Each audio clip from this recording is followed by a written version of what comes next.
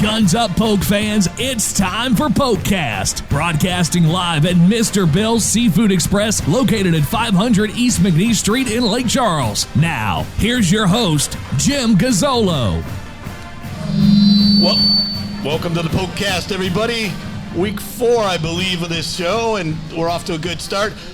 Week 5. Okay, thank you. Thank you, Michael, week 5. I want to say this time, for the first time ever, a $100 Visa gift card going to the McNeese student in a raffle from Southwest Louisiana Credit Union. Just see Drew, get your name signed up underneath the big TV on this side of the room. McNeese students only. I do believe you can use the money to pay your bar tab tonight, but that's up to you guys. Adam Neugebauer is with us, offensive coordinator, also quarterbacks coach from McNeese State University. Coach, how you doing? Good, how you doing? All right, now you've been on the shows before, so you know the gig. I do. This is a little different because fans can raise their hand, we'll get them a microphone, and they can ask you questions. Can't wait. We'll try to, yeah, I bet you can. We'll try to keep them as clean as possible. So, a lot of questions going on, a lot of things. Talking to a lot of kids this week. Confidence seems still pretty high on the team. How do you feel? How do you guys feel now that you get a fresh start in the league? We can't wait. I think it's an exciting time. I know the start's not what we were looking for, but we have a lot of young players, and every rep matters for them. And the amount of reps they're getting right now is crucial. And with them playing every play during the games and practice, they're ready to go for conference. Now, this last week you guys traveled 20 freshmen. Mm-hmm. A lot of them true freshmen. How difficult is that to get a game plan in? Because now that's your 4th game plan in 4 weeks with a different traveling group. What's that been like? Yeah, I mean, it's like no different than a rookie in the NFL. You guys look at some of those NFL rookies that play quarterback. You got to be very basic in what you call and what you do. You know, that the lights are on. It's a big environment. Some of them have never played in front of a big crowd before. You know, so you got to be very basic and making sure that they do exactly what they're coached to do. Also, for a young team, is it difficult because you've been on the road 3 weeks in a row? Yes and no. I think some of the players loved, being in the hotel. I think they liked getting away sometimes and just seeing different environments. And it's great to be home in the hole, though. I can tell you that much. It's different for McNeese because they generally maybe travel one time a year on a plane. You guys have traveled twice in 3 weeks. That's a little different. Yeah, it was. There was some of our players that never flew before.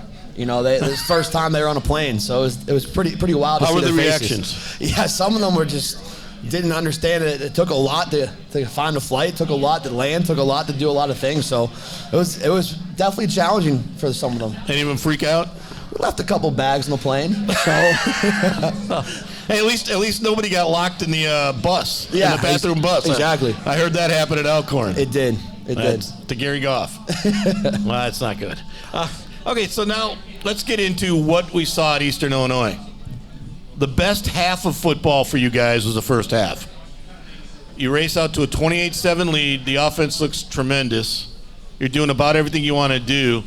Talking to a couple guys today, some of them said that they got a little too excited at halftime about getting the first win, and they've got to learn. The lesson they learned was how to finish games. Is that what you see? Yeah, I think the second half, bottom line, Eastern Illinois wanted it more, and their experience overtook our freshmen and some of our guys who have never played before. We just got to keep pushing to finish. Don't look at the scoreboard. It's always 0-0, and just keep playing the next play. We did not do that in the second half. Was there anything different they did in the second half, or was it more about you guys not being able to finish the drives? Because in the first half, you were able to finish almost every drive. There was no adjustments made on either side. They made plays and we didn't. We dropped balls, they made the catches. It was that simple. You got to make plays. And obviously to get beat by a 56-yard field goal when the kid hadn't kicked all year is ridiculously tough.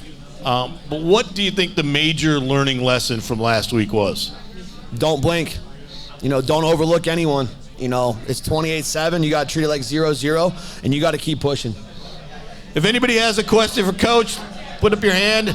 We're actually going to go with Coach Neugie the rest of the night, so I don't mess up his name, just so everybody knows that. But Adam Neugebauer is our guest. You're bringing in a lot of young, new receivers and a brand new quarterback room. as the quarterback coach, what's the tougher adjustment, to learn how to play with each other, with the receivers, or to get the quarterbacks on the same page? I think it's a mixture of both. The quarterbacks are learning the offense for the first time. Nate and Trey, they've never been in this type of offense before, the verbiage. But then also the receivers are learning, Coach Tree. He played in the NFL. He's a tremendous coach. We just got to be on the same page. And when we're out in the field, every rep matters. We do it pre-practice. We do +1s after practice. And we got to continue to build that chemistry. Is there anything you can do besides reps and snaps to speed that up? Walkthroughs, a lot of walkthroughs.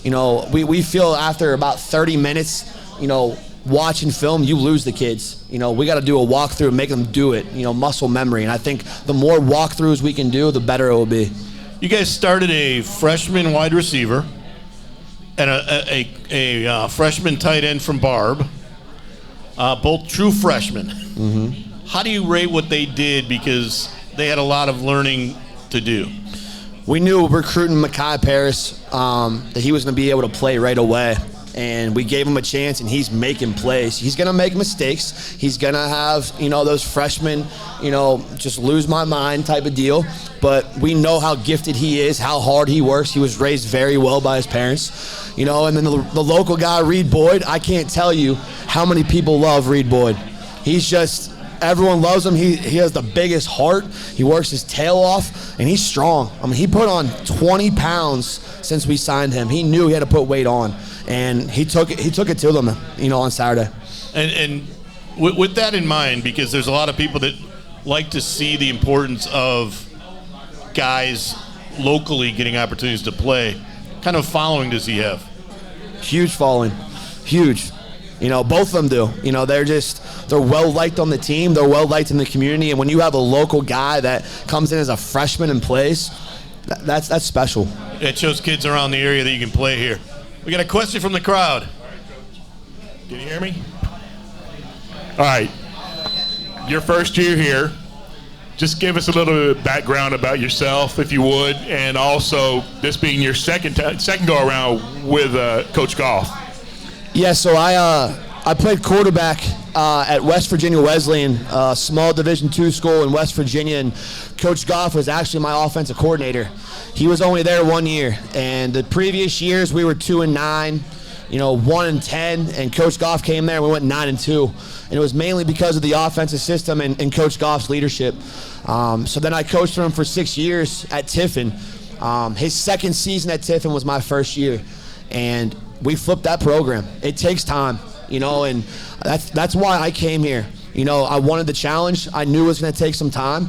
We're playing young guys here. We played young guys at Tiffin. When those young guys at Tiffin became juniors and seniors, we won. And, when these guys start to mature, we're going to win here. I know we want to win now, and we're doing everything we can to do, but Coach Goff knows how to get it done. So, the hardest part for you guys, the first year obviously was kind of wasted because he came in so late. Yep. But you guys had to almost reevaluate the entire roster before you could go out and see what you needed. How long did that take, and what have been the surprises? Because a guy like a John McCall that, let's face it, a year ago we didn't know what he would do if he would be here, has kind of blossomed into this kind of an alpha receiver. What do you see from him and kind of his growth and his development? He's grown a ton. When I first got here, he was still trying to mature. And I think hiring Coach Roy Roundtree, someone that played in the NFL, someone who played at Michigan at a high level, he's listening to him, he's buying in, he's being coachable, and he's making plays because he believes. And a year playing from last year, we need him every play, and I think he's starting to realize that. I did get a question from the internet here. Somebody said, after last week, will we see more of Colby Ham? Yeah, Colby is, to be honest, Colby's one of the strongest players on the team. I think he benched around 425 pounds. He squatted over 550, and, it shows in the weight room. When you saw that run, he ran that guy over, and that's weight room right there. That's just dedication and building your body, and Colby's had a great week, and we're looking forward to seeing what he does. Now, did he also surprise you with the speed, with the breakaway speed? I think a lot of people were surprised on that touchdown run. He is actually sneaky fast. The offense in general, last week, You had a bad week at Elkhorn. Yes. Really hard to figure out what you could take away from Florida because you guys, Gary Goff said it, kind of dummied down the offense not to get anybody hurt and kind of keep your quarterback upright because, let's face it, they're an SEC defense. But the first week of the season, you scored 34 points. Last week, you had 28.5. Are we seeing flashes of the potential? Absolutely. I think, Nate Glantz last week, he got very comfortable. You could see him trusting in the pocket more. Against Alcorn, he was rattled. But against Eastern Illinois, he's taking those hits. I think it starts up front. I think we go as far as the O-line goes. Ryan Allgood's doing a tremendous job up there. He's playing a lot of young guys. But the more Nate gets reps, the more he's going to feel comfortable. And we're going to be putting more points up this year. Is it different as a play caller, because you call some of the plays, as a play caller because you're young on the ends of the line, whereas you're stronger and you have more experience inside? Do you have to kind of adjust your play calling to that? Yeah, I think you got to adjust with everything. I think you got to find the strengths of your team, the weaknesses of the defense, and if they got dynamic DNs, we got to be smart. If they got corners we can attack, we're going to find a way to attack it and max pro. But that's on us to find the strengths and weaknesses and attack them appropriately. We have another question from the crowd. State your name and ask your question. Hey, Coach, Lawrence Lupo. Sorry, I was didn't get to watch because I was driving on the interstate. It's not a good idea to watch and drive at the same time. But evidently at halftime they made some adjustments. Did y'all notice that right away, or did they not make any adjustments? They just played better? What happened in the second half? Yeah, the adjustments that they did is they just played harder than us. It was that simple. They elevated their game. They made plays. They had the same twist on when Colby scored a touchdown and we sealed it up. We called that same play and we didn't get that twist. So they just made plays and we didn't. We had a drop ball, near the 3-yard line that we got to make. We made that in the first quarter. Our quarterback had 2 wrong reads in the third quarter. He made 2 great reads in the first quarter. It's just we made plays in the first half and not in the second. And we got to continue to play the next play. Thank you. Was one of the frustrations the fact that in the third quarter especially, it seemed like you had 2 drives that could have put the game away and you couldn't finish them with points? Either one of them, any points, kind of puts them behind it. That kind of gave them the momentum. Yeah, it's a game of momentum. We try to preach to our guys energy, and the other team had more energy than us. When you make plays and the other team doesn't, you're going to have more energy. So we got to make sure we keep that energy no matter what happens. Once again, in the final segment, we'll have a drawing for a McNeese student for a $100 Visa gift card, thanks to Southwest Louisiana Credit Union. Just see Drew underneath the big TV. We'll be back after this on the PokeCast. Mr. Bill's Seafood Express, located at 500 East McNeese Street in Lake Charles, is locally owned and operated. Don't forget to check out Mr. Bill's Seafood Express daily lunch specials Monday through Friday. Mr. Bill's Seafood Express also has live music every Thursday and Saturday night. Chad Poussaint and Jason Guillory, the owners of Mr. Bill's Seafood Express, proudly support the McNeese Cowboys. Mr. Bill's Seafood Express, 500 East McNeese Street in Lake Charles, says, "Go Pokes!" The McNeese PokeCast is also brought to you by Keelan Construction. Keelan Construction is South Louisiana's leading vertical and horizontal general contractor. Keelan courageously pursues complex challenges to advance further the life and culture of our staff and the communities we serve. And also brought to you by Southwest Beverage. Rooted in the community of Southwest Louisiana since 1954, Southwest Beverage has been a family-owned and operated business for 3 generations. Bud Light and Southwest Beverage has been a loyal supporters of McNeese State University for over 30 years by providing athletic scholarships as well as scholarships for students.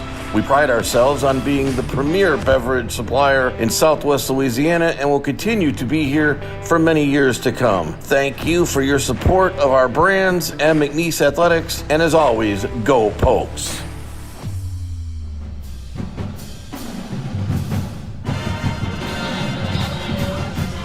We're back with the McNeese PokeCast, and Adam Neugebauer, who is Coach Noogie to everybody else, is our guest, offensive coordinator and quarterbacks coach. So what do you do more, quarterbacks coach or offensive coordinator? Mixture. Obviously more quarterbacks, but when Coach Goff wants to go on the defensive side, I'll take over. And then when he wants to go on the offensive side, I'll handle the quarterbacks. So last year when we first met, your wife was living back north, right? She was. Lindsay was living. And she's here tonight. Yeah, she's here tonight. Is she happy to be in Lake Charles? She loves Lake Charles. She likes the weather. Where were you guys living before? I mean, we were in Pittsburgh. It's snowing probably up there right now, so we're not used to this nice weather, really good food. Did she like the summer? It was hot. She loved the summer. Oh. I like the first couple summers too, and then they got a little long. They get longer as you go on. Yeah. Okay, when you guys look at the league a lot, obviously, and you see an entire league that's struggling. You're playing another team that's winless, coming in with Nichols. They have issues as well. Does that kind of give you guys hope that this is still a winnable thing and you like your positioning because of that? Or does it concern you that you haven't seen the best of the other teams yet? Yeah, I think there's a combination of a lot of different things. When you watch Nichols, they have the hardest strength of schedule in the entire nation in FCS. Yeah. They played 3 really good teams. They played Sacramento State. They beat Stanford. Yeah. That's a big win. They played Tulane, who beat USC last year. And then they played TCU, who played a national championship last year. So we saw how hard they play. But yes, the conference is up for grabs, and we're saying this is a new season. That's our motto. It's a new season. We're attacking. We're going 1-0 every week. That seems to be the theme. That's what I got from the locker room today, was that they're almost relishing the fresh start. But one thing they've all said in this case is what they have to learn is they can't let their foot up off the gas. That seems to be the learning thing of the first 2 weeks. In other words, they can't take what happens at Florida into Alcorn, and they can't take what happens in the first half into a second half. Is that being a young team? It's being a young team, but it's also us coaches have got to make sure we stay on the gas as well, all the way through. We don't have a senior-heavy team, leadership team. The leadership comes through us. Our job is trying to make a player-led team, but it's hard when you're not a senior or junior-heavy team. So we got to be more on our staff on the gas even more to push this team. The biggest thing it seems to be is stopping the run. Nichols is going to run Colin Guggenheim a lot. I would imagine if 37 touches for the freshman from Eastern Illinois was one, if they see an opportunity, they're going to get 40 touches to Guggenheim. How important is it for the offense now to sustain drives to make sure that the number of plays aren't 80, 58 like it's been? Because that seems to be, you wear down a little bit in the second half when they're getting the 80 plays. I know Coach Goff likes to flip that number almost. How do you do that and call a play when you go for 70 yards on a touchdown? You're not going to give it back. Yeah, I think we just got to play complementary football. I think, we have full trust in our team, special teams, offense, defense, but we can't just go tempo, and expect our defense to stop them when they're on the field 85, 90 plays. Yes, we want to sustain drives, but we also got to put points up. We can't press and go, we're only going to get the ball 3 times and a half. No, we're going to get it as many times as we can. We're just going to play football. Have you had to change anything this year with the new timing?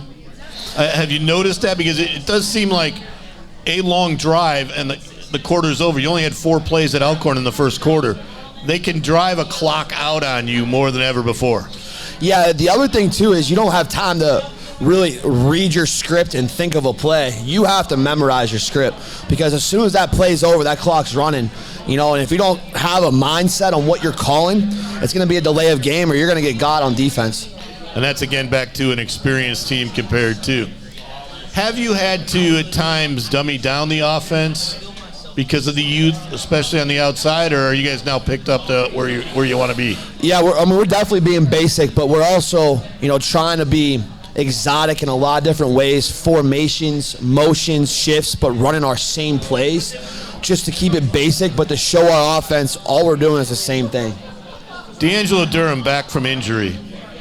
Is he fully healthy, and is it a situation where in some games you can't get him in because you're not getting enough touches? Oh, he's completely healthy. I mean, he's tough. He'll take hits, he'll block for us. He catches the ball very well in the backfield. But Colby Ham also is really good. So we got 2 backs right now that we got to find ways to get the football to. Is there a thing you can do play calling wise to help out the offensive line? Yes and no. It's week to week. We got to see what the strengths are of that defense. If they got an experienced D-line, yeah, we're going to help the O-line out. If we feel our O-line's more experienced and can attack them, we're going to attack that D-line. So I just think it's week to week to see what they're doing.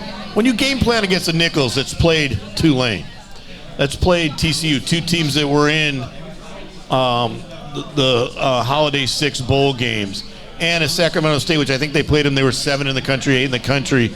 Is it easy to get a scouting report for them, or do you think they're going to do something completely different because it's a different level of talent? Their defensive coordinator's experience, he's been there for 7 years. Watching him last year and then the year before, he sticks with what he does, and he's good at it. I think he gets the defense to play extremely hard. They attack. If you watch their defensive end, number 20, he's going to be tough to handle. We have a plan for him, and we're going to make sure we protect, our quarterback. But I think that DC is very similar. He's going to do what he does, and he does it well. Is this a team that has? I know Nichols is always the type of football team that smash mouths you. Is this a type of game where you're going to have to respond physically with them? Yeah, not being from this area and being in Louisiana for the first time, I actually lean on Ray Donovan a lot. He's a local guy, and he's really getting our team and us coaches going. And Nichols is a rival. It's a great rival. They're in our conference, and we got to make sure we take it to them, and we got to make sure we're more physical than them. The more physical team will win this game. When you guys were judging the quarterbacks and making a decision, what did you guys like about Nate? Because last week, 13 for 24, 196. Most of that, I think 166 was in the first half. Most of it was he's really good at now kind of picking his spots on when to run. What did you like about his game? He's starting to gain confidence. And he is a tremendous leader. He works extremely hard. He's not a list guy. He's not late for things. He goes to class. He's respectful. He loves to be in the community. He's one of the few players that whenever there's community service, he's the first one to raise his hand. He truly has passion for football. He truly has passion for helping people. And I think we noticed that early on, and that's why one of the main reasons why he's our starting quarterback. Last week, you guys threw 3 kids off the team, and they had been productive for you. But Gary Goff said at the time, and he said all year long, we want guys who want to be here, that are here. Has the message gotten across to the other guys how serious he is about that statement? Absolutely. I think it happens across the nation. It's not just here at McNeese. Every team goes through that. There's going to be kids that quit. There's going to be kids that, don't pass their classes. There's going to be kids that are homesick. Sometimes it's just not a good fit, and we got to find the right kids that this will be a good fit, but we also got to find the right kids that love football. It's hard. Football is hard. Winning is hard, and we got to make sure the kids that we sign know that it's hard, and they're going to push through the adversity. One of the weird things about today's NIL and the portal and other stuff is the 4 games.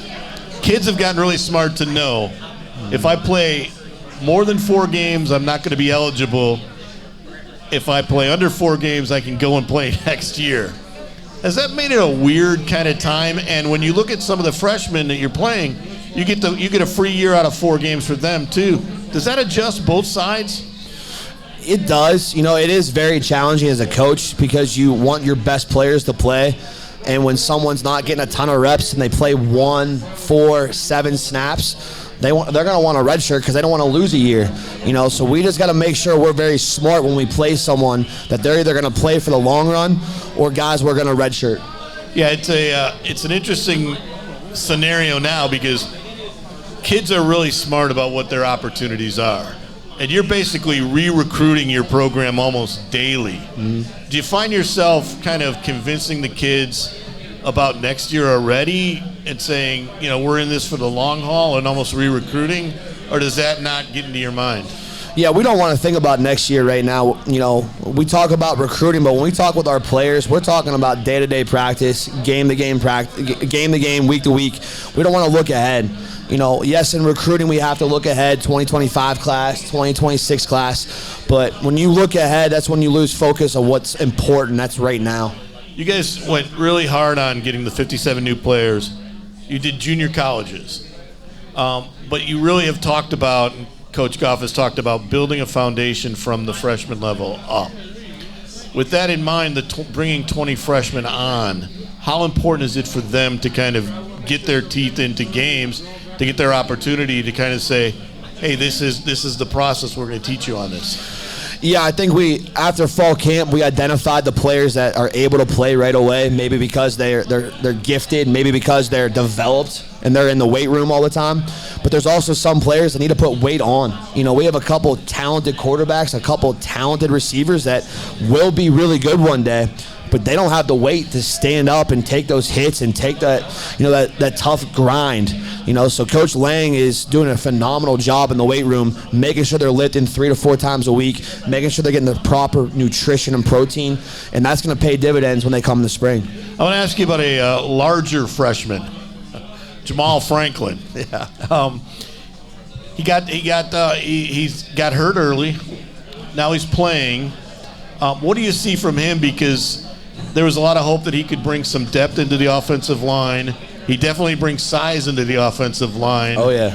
What do you see from him in the early going? I mean, he's a freshman, and he's 400 pounds. And when you watch him play, he doesn't play at 400 pounds. He has quick feet. He moves off the ball. He's strong. I mean, he's moving some juniors and seniors on the field in practice, and he's very smart.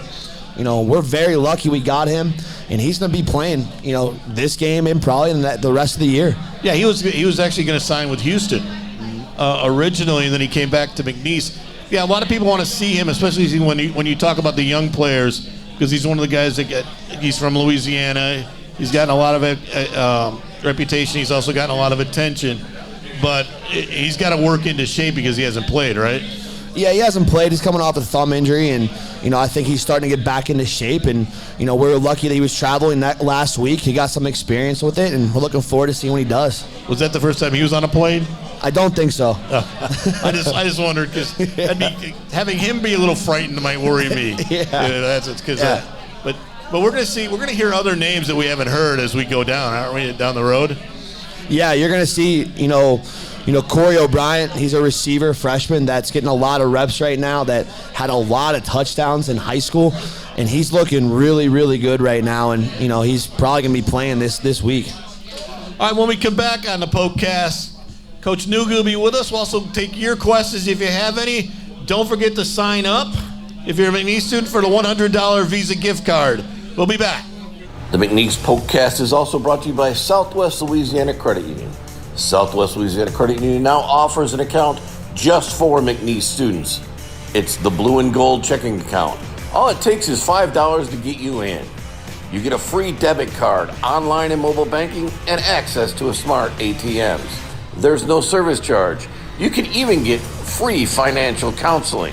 That's why Southwest Louisiana Credit Union is now the official credit union for McNeese students and McNeese athletics. Find out more at swlacu.com. To open a blue and gold checking account, go by Southwest Louisiana Credit Union at 4056 Ryan Street, about a block away from campus. Membership is required.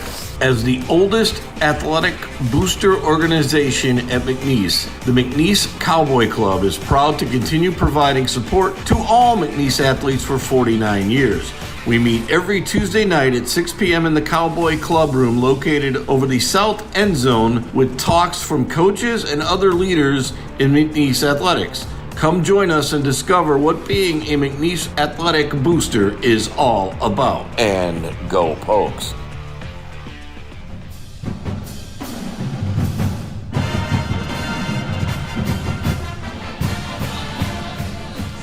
We're back on the McNeese PokeCast. Adam Neugebauer is our guest, offensive coordinator, quarterbacks coach. And how many plays do you call a game?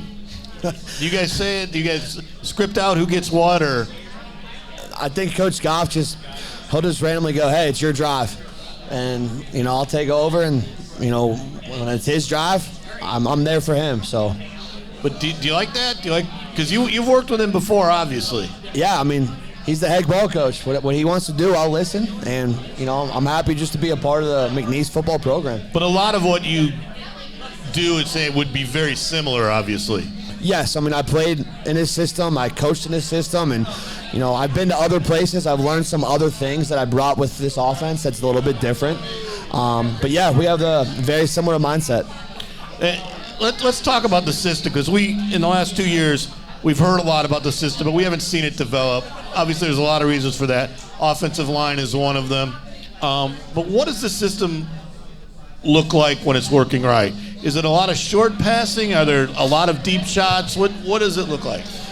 I think you guys got a taste of it against Eastern Illinois. I think we had 4 drives in a row where we scored touchdowns, and it doesn't matter if you throw deep, you throw a screen, you run the ball, or you hand the ball off, or the quarterback runs. I think that's what we're looking for. We're looking for tempo, confidence, and just pushing the ball downfield any way possible.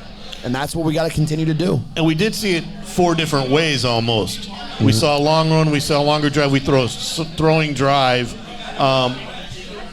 One thing you guys haven't done well is you have not turned the ball over much. You had the one quarter where you turned over 3 times at Elkhorn. But other than that, I don't think you have another turnover, do you?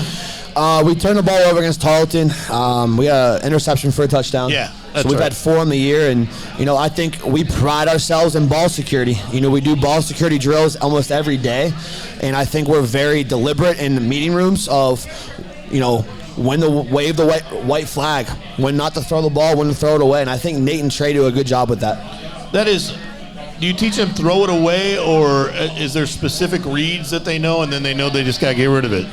Yeah, throw it away, but also we teach dirt the ball. If there's a screen and it's not in our rhythm, put the ball in the dirt. But we also, teach, they're both very athletic, especially Trey. When Trey gets out the pocket, he's going to run. It's an interesting concept of an offense, because it has this component of we want to control the clock, but we want to throw the football, which is against what everybody growing up my age is like, well, you do that by running the football. That means there's a lot of things where there's a lot of smaller, shorter passes. Are we going to see the running backs involved a lot in that? Is there a component where there's a lot of running backs involved? Yeah, I think it's just week to week what we see weakness and strengths-wise. Of course, we want the back to get more involved in the passing game, but at the same time, we got to make sure we protect the quarterback first, and that's our first priority. But you want to take shots down the field. Oh, yes, absolutely. Gary Goff said he'd throw it 79 times out of 80 if he could. Are you the same way? When I played for him, I averaged throwing the ball 54 times a game. And there was one game I threw it 83 times. And I loved it playing quarterback, but that's just how it was when I played. How many times? 83 times in one game. Did they ice your arm for a week? My whole body was iced, but it was fun. So when you're throwing it 83 times, how many different sets do you guys have? A lot. We didn't really have a running back when I played, so we were in empty, we were in 10 personnel a lot, and we had really good receivers. That puts an awful lot on the quarterback. Mm-hmm. As a quarterback, you like that. As a coach, do you like giving up that much responsibility to one guy? You better be an experienced guy. You better know the right protection calls. You better know where to go with football. And I think you see that in a lot of air raid systems, and that's why playing quarterback's the hardest job in football. I know it's the other side of the ball, but I want to ask you about somebody in particular, Trey Winters, who's learning how to play nose tackle from offensive line. So you had him for a while on the offensive side. Now he's on the defensive side. What's his progression been like, and what are some of the skills you have that are the same? Is it footwork? Is it aggressive? How do you teach going from one side to the other? Yeah, I think Coach Hogue, newly hired here, D-line coach, has done a great job with him because he's never played D-line before, and he's being productive.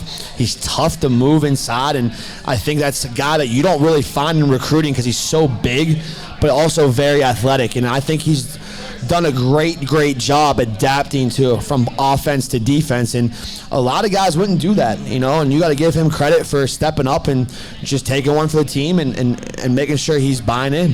He came to you guys with that move, right? He did. So that says an awful lot about him. The next question is, you go against this defense every day, so you know some of its strength and some of its weaknesses. What do you think it can do? Because it's going to be a game of stopping. This game could be in a phone booth as far as defense goes, because you're going to have to put some guys up in the line. But you have a lot of young, not as a young age, because you have some junior college guys there, but young together in the back secondary. How does that play out against a run? Yeah, I think being around Coach Peck, I've learned a lot from him. He's a very experienced defensive coordinator, and one great thing that he does is he confuses the offense. He uses a lot of different fronts and stunts. He gets the defense involved in the fits in the back end, and I think our DBs do a great job of coming downhill, and they're going to continue to do it. And we got a lot of young guys playing back there, so the more reps they're getting, the more they're getting better. Okay, the players have told me what they've learned. But you guys had 4 games. What did you learn as a coaching staff? And do you now redo how you're going to do games because you've learned what you can do, more importantly, what you can't do, and who you can count on? Yeah, Coach Goff and I actually talked about that yesterday. There was probably 3 or 4 plays when I played for him that we would call almost every other play. And for whatever reason, the kids aren't comfortable with those plays. We're not calling them.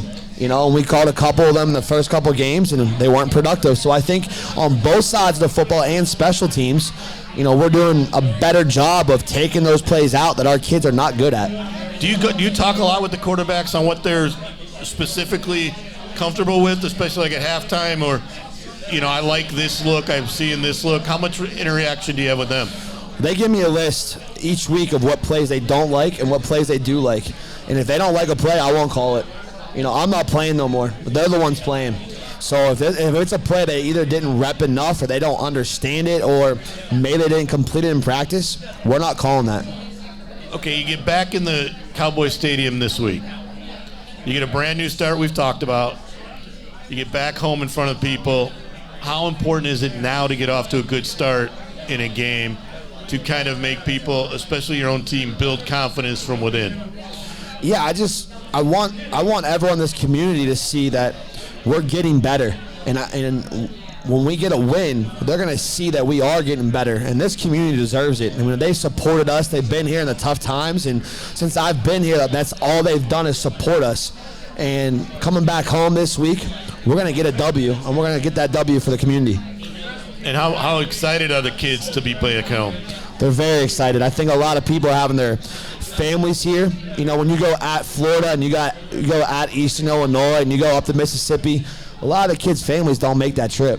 And I think they want their families here, and it's going to be a lot of fun.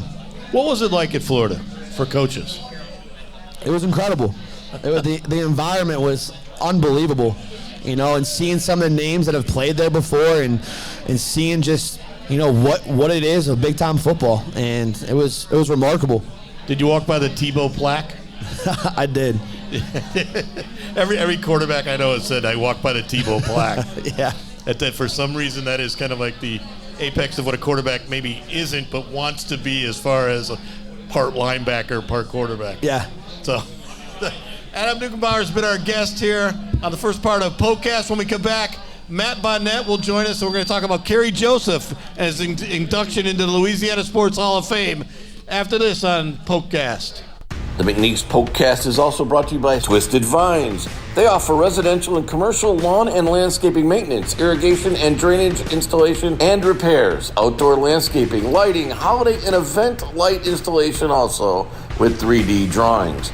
Contact Ryan Boyd at 337-274-2267 or email info@twistedvineslc.com. Like them on Facebook and follow on Instagram at twistedvineslc. If you mention you heard the Twisted Vines on the PokeCast, you will receive a 10% discount off your purchase. And Pompelli Tire, official tire store of McNeese Athletics. Experts in tires, EV-specific tires as well. We do more than just tires. Mechanical work as well. A full-time mechanic is on site at all times to help in your needs.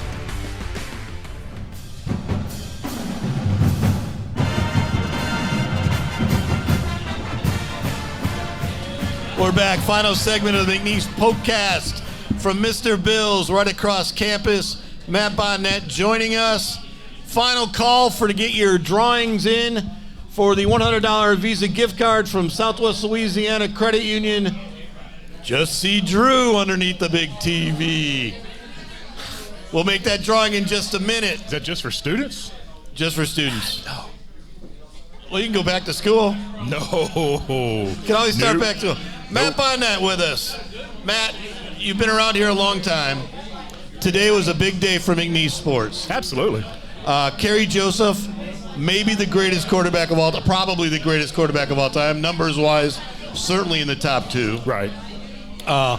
Former interim head coach, former offensive coordinator, played in both Washington and Cincinnati in the NFL and Seattle, CFL star. He was named to the Louisiana Sports Hall of Fame today to be enshrined next year. What does that kind of mean to you? What do you remember about Kerry Joseph? It is. It's a tremendous honor, and it's a big deal, not only for him, for his family, for everybody he played with at all levels, the coaches. It's huge for McNeese that somebody from McNeese can get into the Louisiana Sports Hall of Fame, and the fact that he's going to go in with the likes of Drew Brees and Simone Augustus and Daniel Cormier and people like that just goes to show you the type of caliber player he was and the things he did on the field. And even off the field, he's even more of a better person. You know, he's just a tremendous guy. Watching him play, I remember vividly watching him play. He could do everything. I mean, he was more than just the quarterback. I mean, he punted several times, you know. He was a javelin thrower. He's all-conference javelin thrower for us. So he was an all-around great athlete. You know, in high school, he was a great basketball player, a great baseball player. And so it just goes to show you the kind of athlete he was. But to have somebody, you know, going in from McNeese, he's only the 8th person from McNeese to ever go into the Hall of Fame. So it's a really big deal. Yeah, and talking to him today, he talked a lot about the fact that he's from Louisiana, but he really talked about what it meant, to me anyway, what it meant that he wanted to share the excitement with the community, especially with his family, which means so much to him to get him there. And he said, he kind of ended it with, this is a way that the Joseph family name will always be associated with Louisiana football, right? Louisiana Sports Hall of Fame, but Louisiana athletics in the state. Yeah. So it's really interesting. He did mention the fact that when he interned in the NFL intern program, he was with the Saints, and Drew Brees was in the quarterback room. And now here he is going into the same year with Drew Brees. Yeah, that's got to be an exciting feeling for him. Again, there's going to be a lot of attention on this class because of Drew Brees. Yeah. And so to have him go in this class, to get all the attention that he's going to get along with the rest of the class is big. And he is big on family. You know, he takes a lot of pride in his last name. You know, his mom and his dad very big in his life, obviously. His brother's the same thing. So, you know, him going in is it's more than just about himself. And he'll be the first one to tell you that. This isn't about me. This is about my family, my friends. This is about the players I played with that allowed him to do the things that he did, and the coaches that taught him everything. And, you know, one thing that when we were in the committee meeting room about the Hall of Fame, you know, I'm on the committee, so we're talking about it. And one thing that came up about Kerry that a lot of people didn't know in that room was Kerry, when he came out, he played for the Bengals and for the Redskins as quarterback. Yeah. Then he went to the World Football League, won a championship there, came back to the NFL with Seattle as a defensive back. So this guy played both sides of the ball in the NFL. That tells you the kind of athlete he is. No, that's an interesting thing, and something I talked to him a little bit about too is he got to learn, especially now as a coach, he got to learn the other side of football and how to get ready for the other side of football and be in a completely different set of meetings that now he can bring as the quarterback's coach at Seattle. That's completely different. And he still had, you know, up until he went to Seattle for the last time, for the current time in 2020, he got called back to the CFL because the Saskatchewan team, I think it was them or Calgary, one of them he played with, their quarterback got injured, so they brought him back up. He had been retired for a couple of years, so they brought him back after he after he finished coaching at McNeese in 2018, he went back and he played another year just to kind of help bring along the young guys and be their mentor. And so he still had it. Now, I can remember too when he was coaching. I think it was 2017 maybe, and he's got the ball. He's out there with the team and everything, and the players are kind of asking him about, what kind of a player were you and all that kind of stuff, and how far can he throw the ball. Well, he stands flat-footed on the 40-yard line and just rears back flat-footed, doesn't take a step or anything, and throws it 70 yards to the other side of the end zone. I mean, that guy had an arm. No, and you're right about the one thing, though. He was a very good athlete. Yeah, absolutely. And he was a tremendous athlete. But also, I asked him if he still kept up with McNeese. Yeah. And he said he watches every game he can on ESPN+, but he always checks in on the scores anyway. He loves McNeese. Yeah, he always will.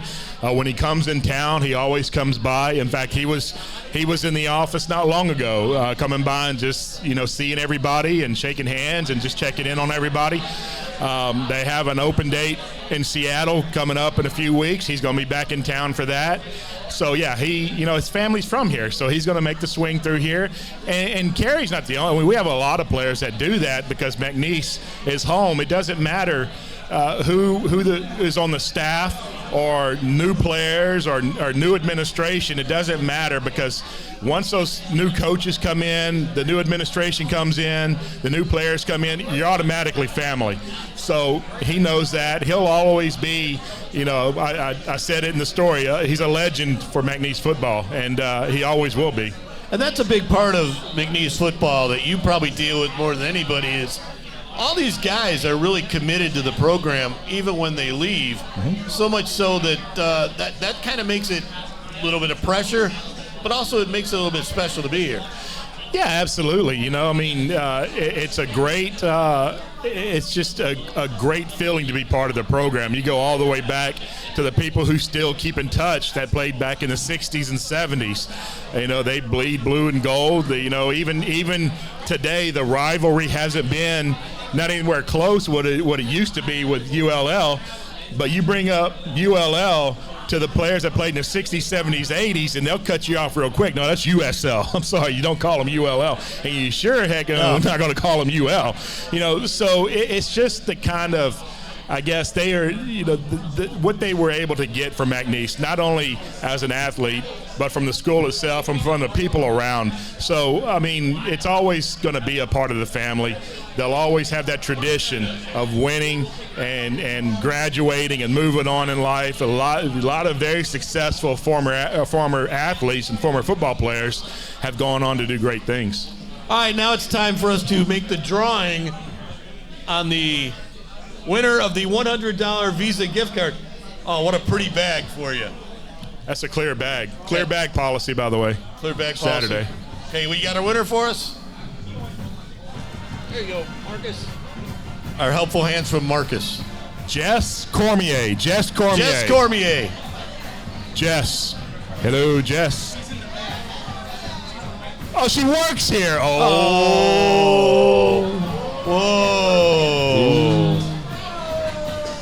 Jess Cormier. Where's Jess? As Gary Goff would say, she is a McNeese student. That's all that matters. You're a student. And as Gary Goff would say, we are a work in progress with that pick. How's that? Well, good. Yeah, she can buy everybody. Right. There she is. You won. The $100 gift card. Wow. No, there are rumors that she just quit, by the way. There are rumors that she just quit to take the gift card. That means she gets double tips now, Or she gets no tips. Or she can tip herself now. Yeah, that's right. How's that? Absolutely. Great. Congratulations. Right, as we move back into what has got to be an extremely wild time for you now. Not only is there football, but basketball starting. Basketball started this week. Give me a little bit of the Will Wade effect. What are you getting from people around the area, but around the nation? Well, everybody's excited around the nation. I know that. I've gotten several requests already. People want to do interviews with him, be on their Twitter Space show coming up tomorrow night. So yeah, a lot of requests. Leighton was out there Monday morning for the first day of practice, official day of practice. I was out there for a little while as well, and it's just so much different out there. The athletes are you always want your players to talk to each other and all that kind of stuff when they're running drills. A lot of noise going on, a lot of coaches coaching, a lot of talent out there. So, I think it's going to be a really good year. I'm excited because Coach Wade is probably the most down-to-earth person you'll ever meet. He loves to talk to people. He loves to be involved in things.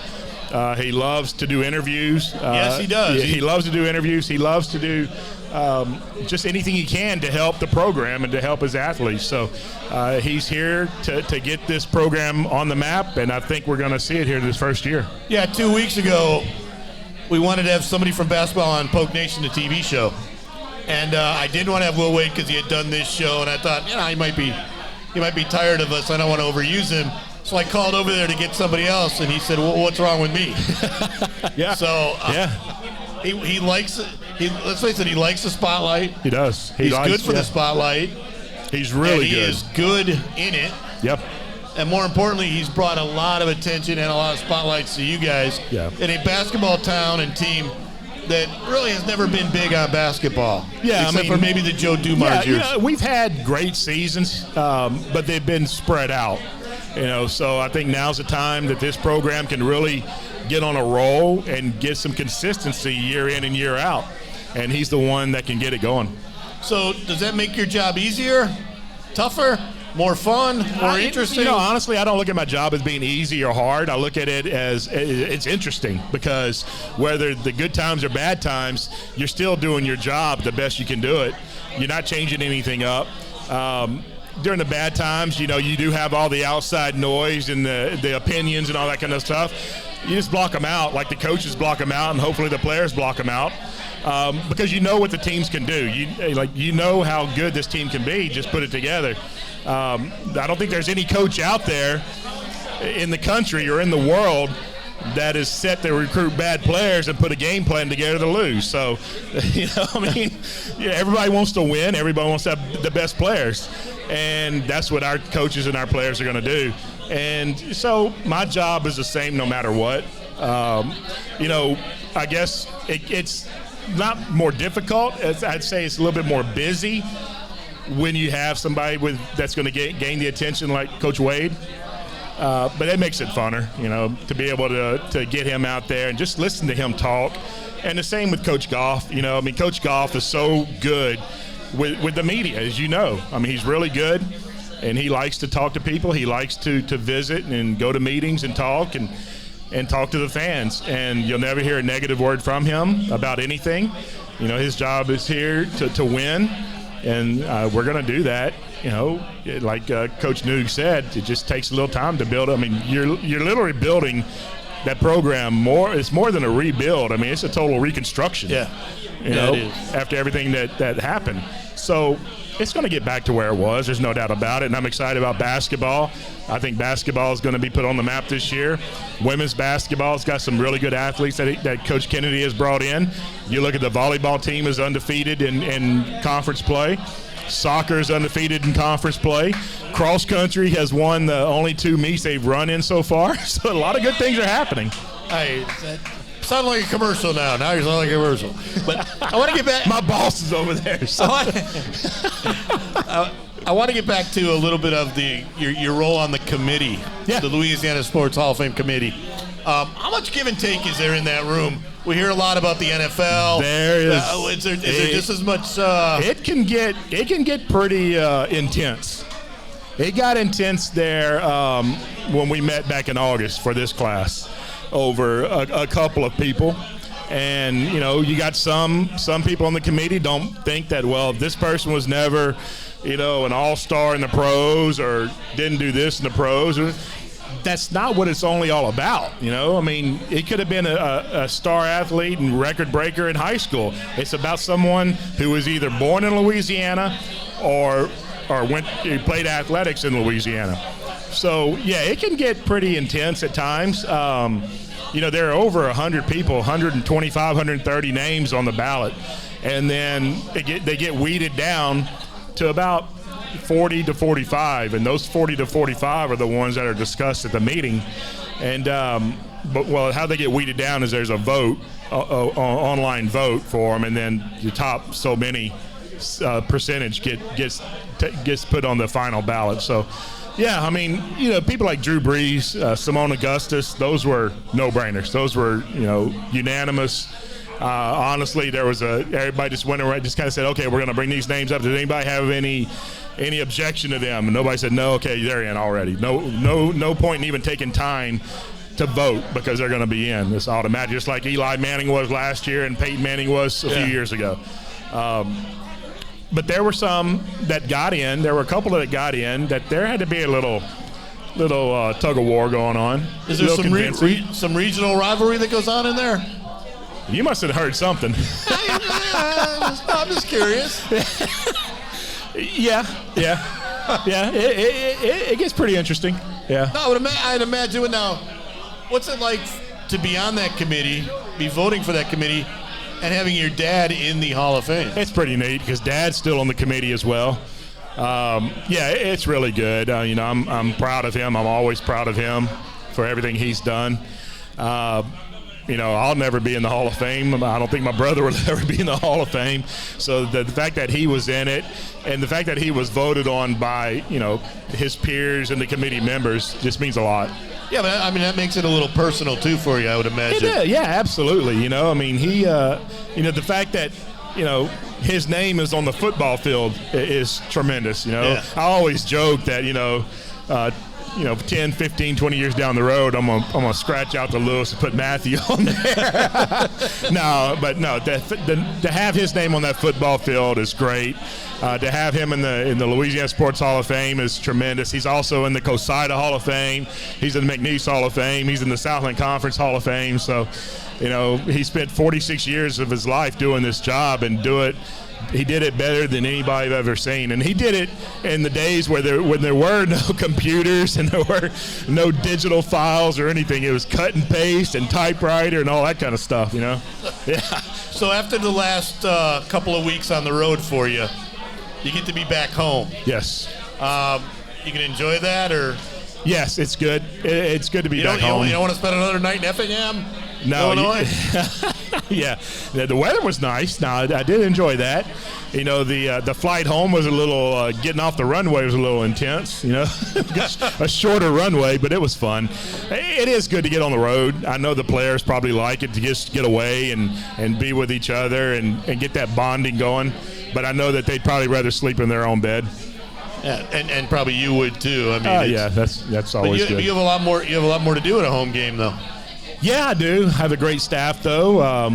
It's not just me. It's our marketing, our operations, so game ops and facility. Everybody.